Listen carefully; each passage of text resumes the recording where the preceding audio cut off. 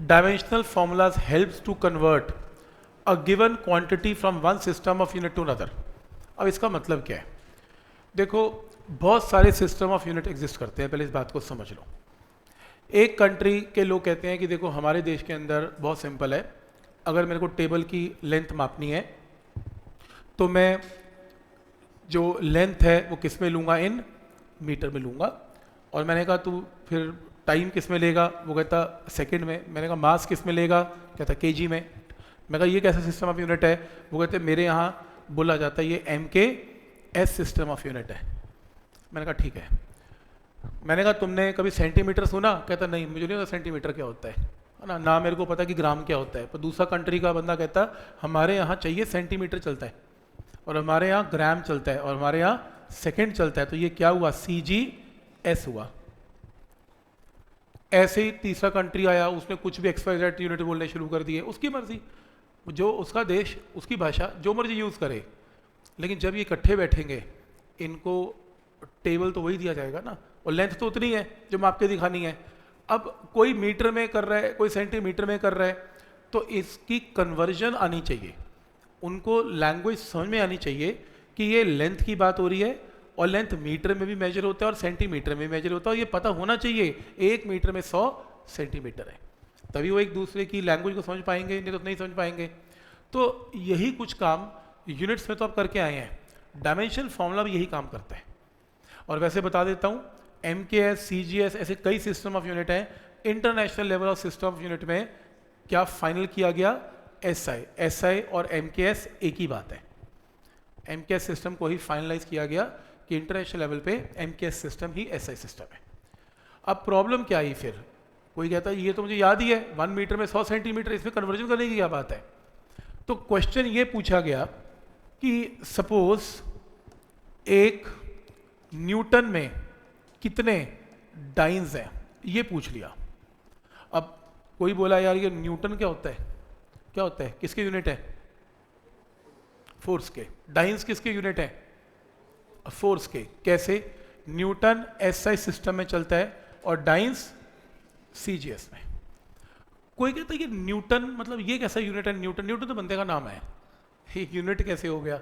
ये यूनिट ऐसे हुआ कि एक्चुअल में जो फोर्स कैलकुलेट की गई थी, न्यूटन ने कैलकुलेट की, उसका फॉर्मूला कैलकुलेट किया, क्या, मास इनटू एक्सेलरेशन। तो न्यूटन ने ये कहा कि देखो अगर आप SI सिस्टम में बात करते हो और मास अगर केजी में लेते हो, एक्सेलरेशन अगर आप मीटर पर सेकेंड स्क्वायर में लेते हो, तो आपकी फोर्स आएगी 1 kg मीटर सेकेंड स्क्वायर। इसको इतना बड़ा लिखने की जरूरत नहीं है, मेरा नाम ले देना न्यूटन। तो 1 न्यूटन का मतलब होता है kg metre second square, short बना दिया उसने न्यूटन। और वैसे भी लोग उसको याद रखें इसलिए न्यूटन नाम आया है, अंग्रेजों का वैसे यही काम है। कितने यूनिट्स हैं, जूल, वोल्ट, कूलम, ये साइंटिस्ट के नाम ही तो हैं। तुमको रिसर्च करो, अपना नाम रख लेना, तुम्हारे यूनिट बन जाएंगे, ठीक है।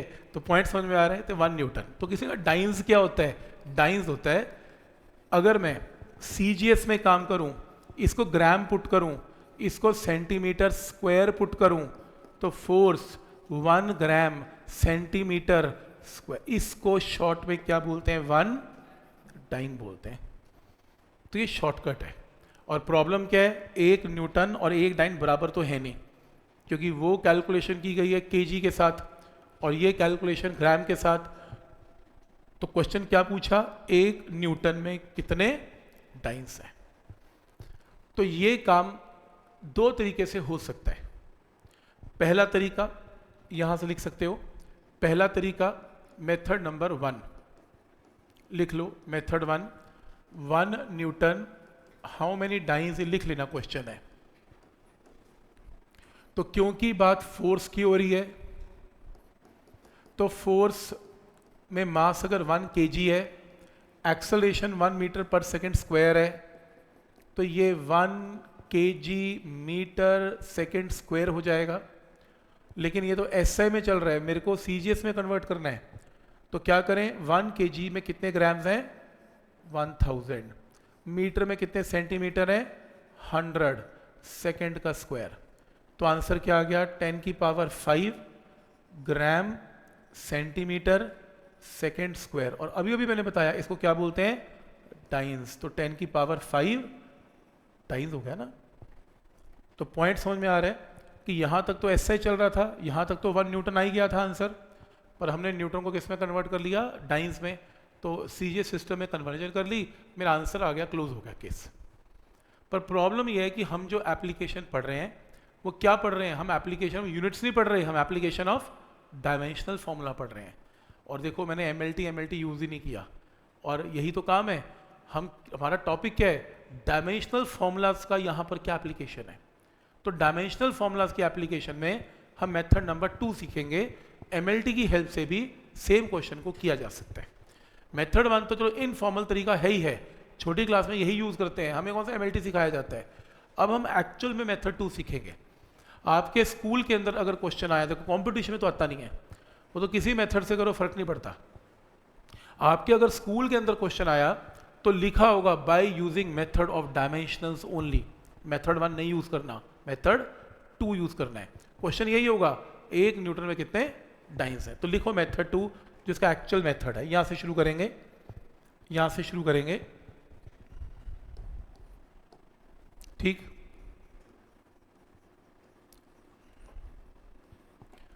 जैसे कोई भी क्वेश्चन पूछेगा 1 न्यूटन में कितने डाइन्स हैं, वो ये भी पूछ सकता है 1 जूल में कितने अर्ग्स हैं। एनर्जी के यूनिट्स जूल भी होते हैं और अर्ग्स भी होते हैं, कुछ भी पूछ सकता है, ठीक है। जरूरी नहीं कि फोर्स का ही क्वेश्चन होगा, क्वेश्चन एनर्जी का भी हो सकता है, क्वेश्चन ग्रेविटेशनल कांस्टेंट का भी हो सकता है, कि उसकी मर्जी है पूछना।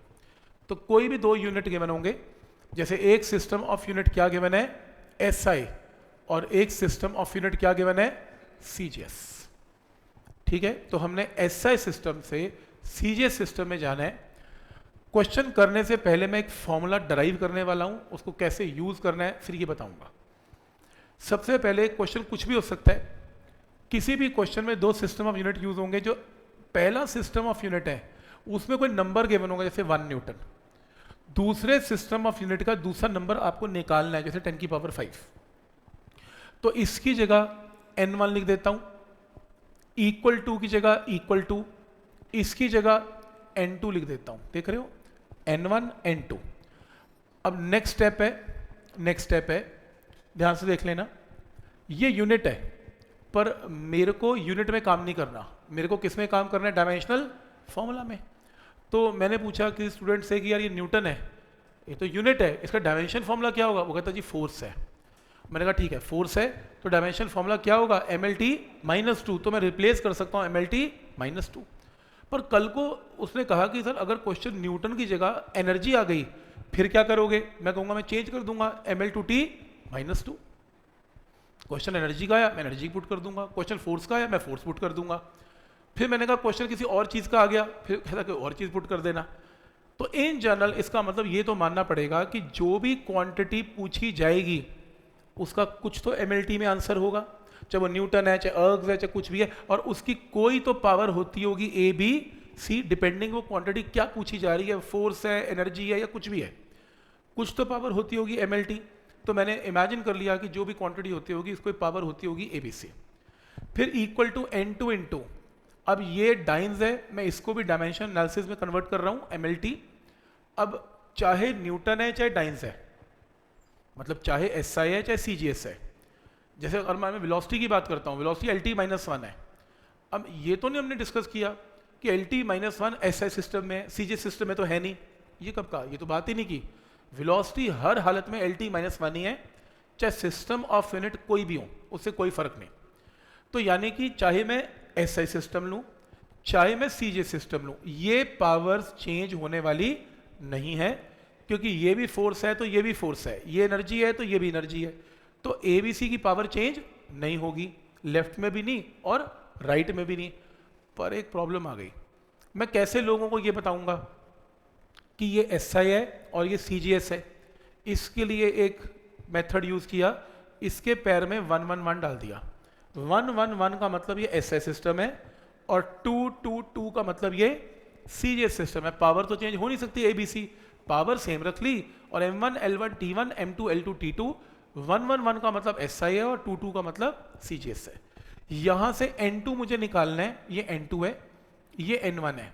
तो n2 की जो फॉर्मूले की वैल्यू आई वो आई n1, पूरी टर्म को इससे डिवाइड कर दो, m1 by m2 raise to power a, l1 by l2 raise to power b, t1 by t2 raise to power c। ये फॉर्मूला कैसे बना ये आपसे कोई पूछेगा नहीं, वैसे मैंने बता दिया ऐसे बना। आपको ये पता होना चाहिए, फॉर्मूला नोट करो n2 का, आपको ये फॉर्मूला पता होना चाहिए, इसको यूज कैसे करना है ये पता होना चाहिए। ये तो सिर्फ इसलिए बता दिया कि कैसे अंडरस्टैंडिंग के लिए कि देखो ये फॉर्मूला यहाँ से ड्राइव हो रहा है, अदरवाइज आपसे नहीं पूछेगा कोई, आपसे यही पूछेगा कि क्या फॉर्मूला है to calculate the value of n2। आप n2 का फॉर्मूला लिखो, यूज कैसे करना है अभी डिस्कस करेंगे।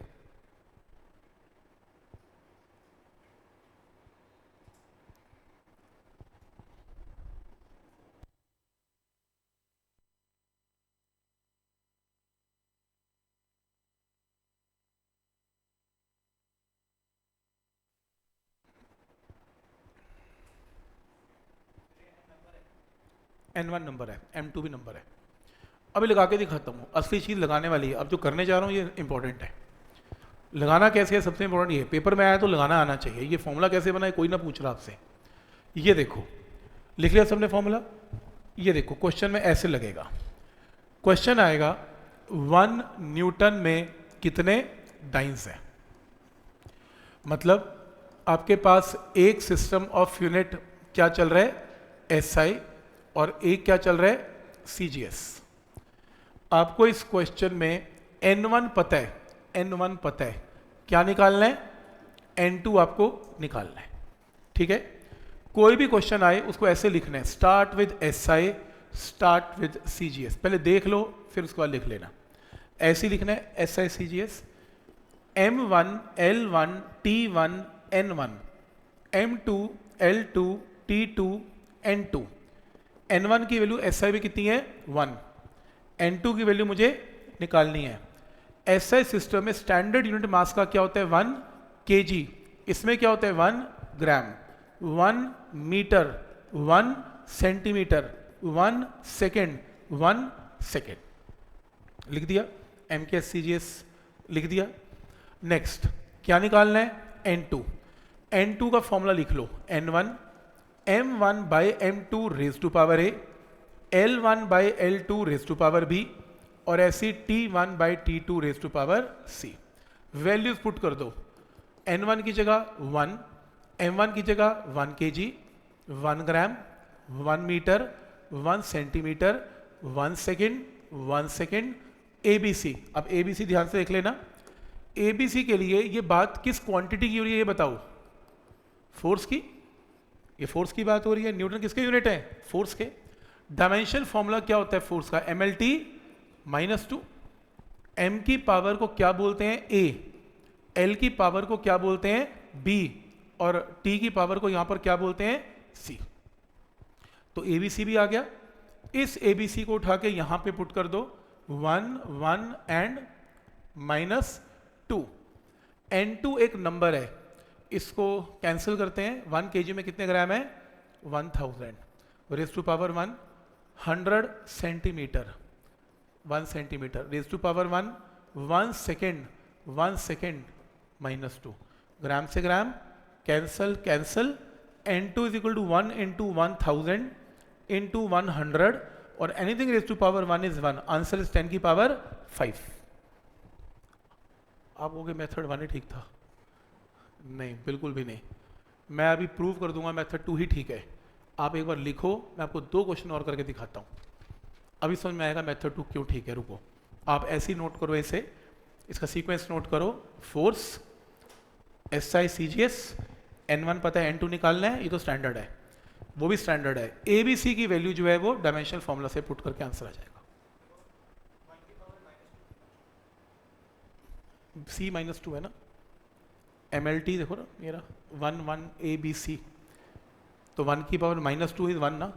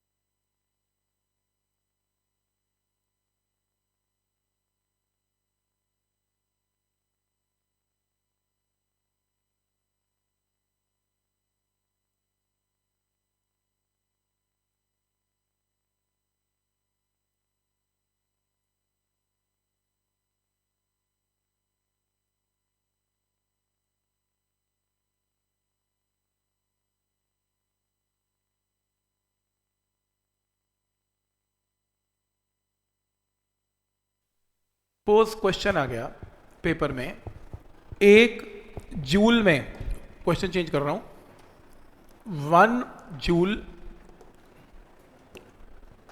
में कितने अर्ग्स हैं, अर्ग्स हैं, ठीक है, ध्यान से, जूल किसके यूनिट है, एसआई, अर्ग्स किससे हैं, सीजीएस। पहली चीज जो चेंज होने वाली है वो है डायमेंशनल फॉर्मूला। अब बात बोलो किसकी हो रही है, एनर्जी की, एनर्जी, एनर्जी का डायमेंशन फॉर्मूला ml2t -2, तो बोलो A कितना 1, B कितना 2, C कितना -2। ये एज इट इज, क्योंकि n1 तो 1 है, n2 निकालना है, as it is, formula as it is. यहां पे चेंज क्या होगा, इसकी पावर्स, ये मैं पावर चेंज कर रहा हूं और मैं कुछ भी चेंज नहीं करने वाला, ये पावर चेंज करने वाला हूं, ये देखो।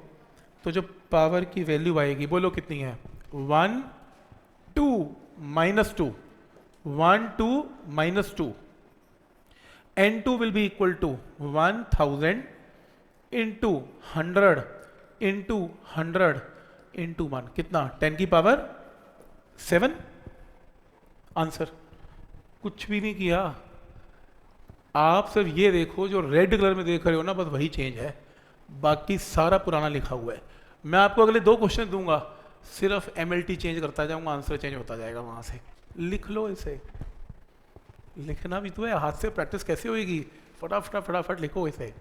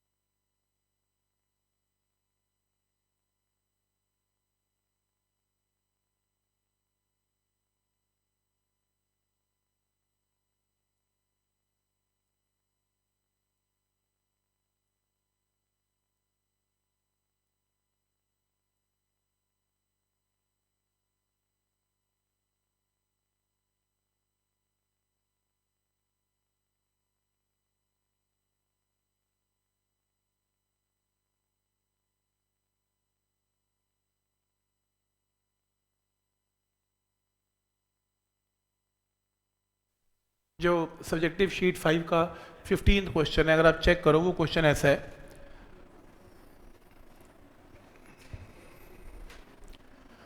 क्वेश्चन है कि ग्रेविटेशनल कांस्टेंट, क्वेश्चन है ग्रेविटेशनल कांस्टेंट की जो एसआई में वैल्यू है वो गिवन है कितनी, 6.67 इंटू 10⁻⁻11।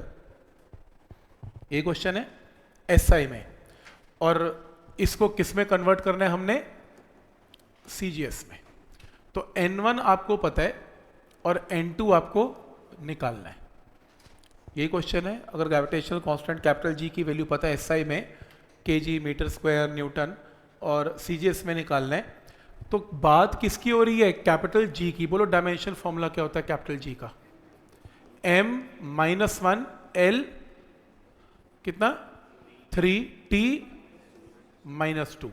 बोलो A की वैल्यू -1, B की वैल्यू 3, C की वैल्यू -2। ABC आ गया। यहां पे कोई चेंज नहीं एक्सेप्ट यहां पे N1 की वैल्यू चेंज हो गई। N1 1 नहीं है, 6.67 × 10 रेज़ टू पावर -11। कुछ भी चेंज नहीं किया, बाकी सही है। यहां पे कोई चेंज नहीं, यहां पे ये चीज चेंज है। N1 की वैल्यू में चेंज करने जा रहा हूं, N1 ये लो, तो N2 is equal to N1 6.67 × 10 raise to power -11। और साथ में पावर्स भी चेंज करने जा रहा हूं। ये देखो, ये रेड कलर की जो पावर्स की वैल्यू में कितनी है, -1 है, 3 है और -2 है। -1 है, 3 है, -2 है। तो N2 6.67 × 10 रेज़ टू पावर -11। तो N2 6.67 × 10 raise to power -11 into 1000 raise to power -1 को क्या लिखेंगे, 1/1000। और 100 का क्यूब है, 100 का क्यूब है। और चलो 1 तो 1 ही है, कितना आ रहा है 6.67 × 10 रेज़ टू पावर कितना, -8। चेक करो, यही आंसर आ रहा है, सही है। तो ये कमाल की चीज है, कुछ भी नहीं करना, ABC निकाल लेना है, N1 पुट कर देना है, उठा के आंसर। बाकी स्ट्रक्चर सेम ही चलता जा रहा है।